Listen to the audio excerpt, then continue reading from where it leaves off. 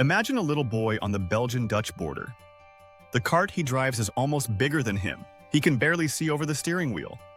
His father is not just a parent. His father is the mechanic, the coach, the stopwatch.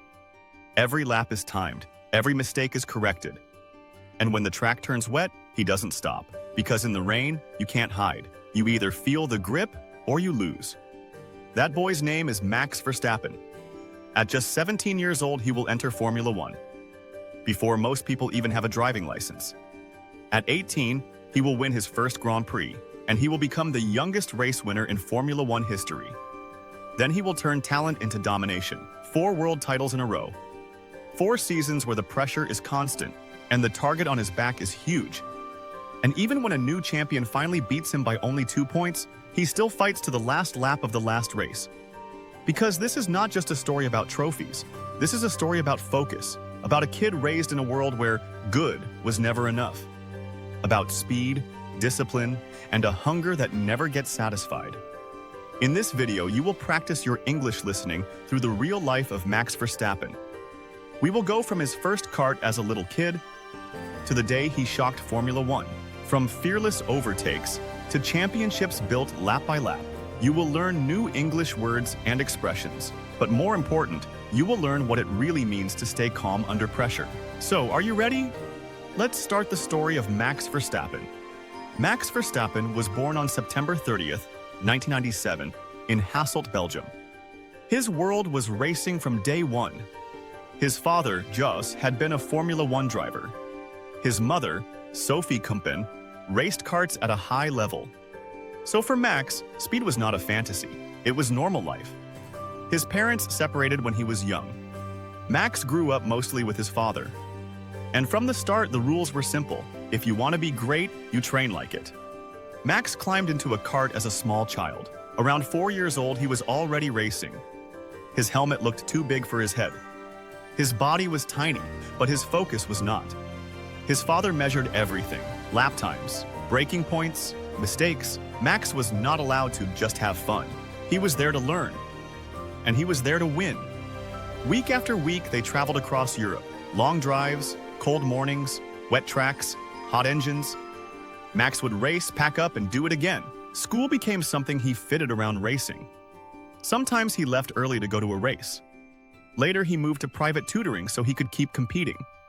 While other kids had weekends off, Max had race weekends.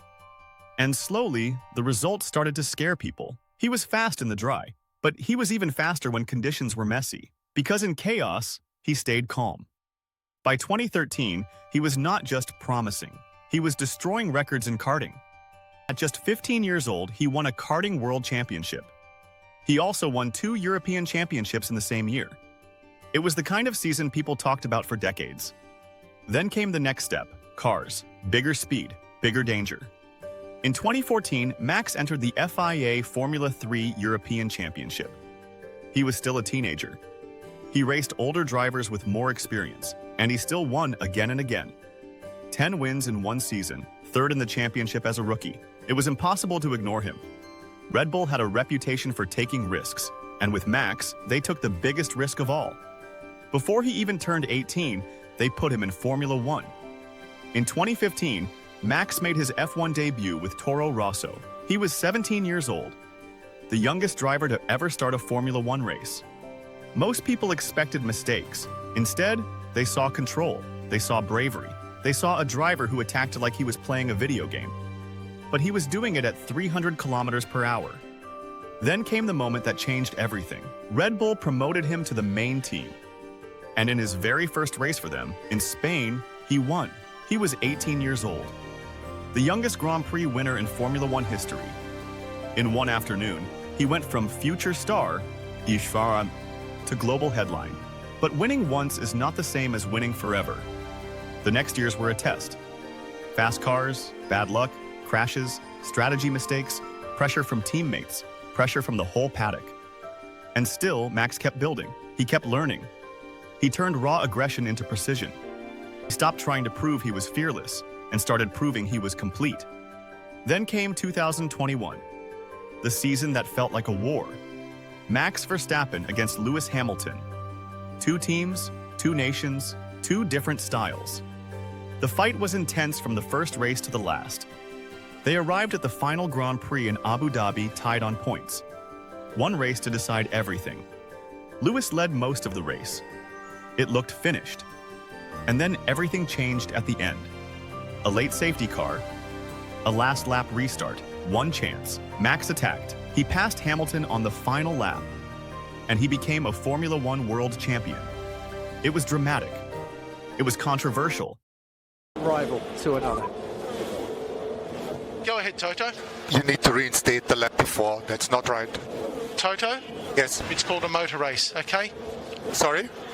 We went to car racing. And that's Michael Massey, I think, saying we... And it turned him into the main character of the sport. After that, something shifted. The pressure was still there, but now he knew he could finish the job. In 2022, he won his second world title, this time with dominance. In 2023, he went even further. He won again and again and again. He set records that sounded unreal. 19 wins in one season. A level of control that made rivals look helpless. In 2024, he made it 4 championships in a row. 4 straight years as the man everyone had to beat. By then, people were not asking if he was great. They were asking how far he could go. But every era meets resistance. And in 2025, the fight became real again. McLaren rose to the top. Lando Norris fought for every point. Oscar Piastri was right there too. Even Red Bull faced pressure inside the team. In July, the longtime team boss Christian Horner left the role. The season turned into a chase. Max came back late, pushing hard. He even won the final race in Abu Dhabi. But the title slipped away by only 2 points. Norris became the 2025 world champion, and Max finished second. Around the same time, his life changed off the track too. In May 2025, Max and Kelly Piquet welcomed a baby daughter, Lily. Suddenly, the man who lived for lap times had something bigger waiting at home. So where is Max Verstappen now in our story? He is a 4-time world champion. He is still one of the fastest drivers on the planet. He has already built an era. And now he is entering the next chapter. Not as the young kid trying to prove himself, but as the standard everyone is chasing. And that is what makes his story so powerful. Because for Max, speed was never the goal. Speed was the language. The real goal was always the same: to be the best. Now that we've reached the end of this incredible story, take a second to think about this. What is the one thing you admire most about Max Verstappen? Is it his fearlessness? His focus? Or the way he stays calm when everything around him becomes chaos? What about you? In your own life, where do you need a little bit of that stay sharp under pressure attitude? Maybe in your studies. Maybe in your job. Maybe in a personal goal that feels too big sometimes. Choose one area of your life and ask yourself, if Max were in my place, would he panic or would he stay calm and find a way? If you enjoyed this story in English, click like and subscribe to the channel. Write a comment in English telling me what you learned from Max Verstappen's journey. And of course, share this video with someone who loves Formula One or who needs a little bit of motivation today. Thank you for watching, and see you in the next story.